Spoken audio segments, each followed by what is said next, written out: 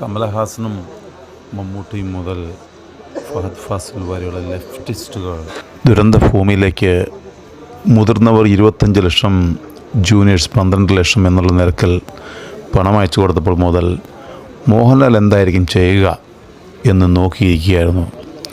എന്തായാലും ലാലേട്ടൻ പണമൊന്നും അയച്ച് ഗിമിക്കൊന്നും കാണിച്ചില്ല. പകരം ആ യൂണിഫോം അങ്ങ് എടുത്തിട്ടു.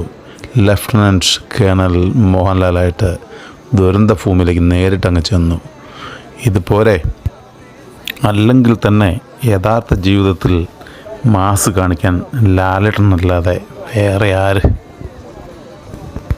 പണ്ട് ലാലേട്ടൻ ഉപരോധിച്ച അവാർഡ് ദാന ചടങ്ങിൽ നെഞ്ചും വിരിച്ചു വന്ന് ലാലേട്ടൻ നടത്തിയൊരു പ്രസംഗം ഓർക്കുന്നുണ്ടാവുമല്ലോ അല്ലേ? ലാലേട്ടൻ വേറെ ലെവൽഡാ.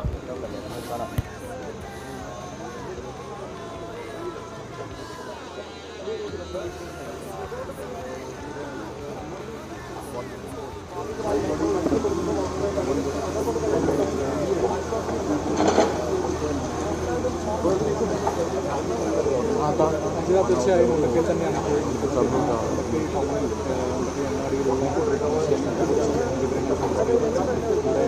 മേജർ രവിയുമുണ്ട്.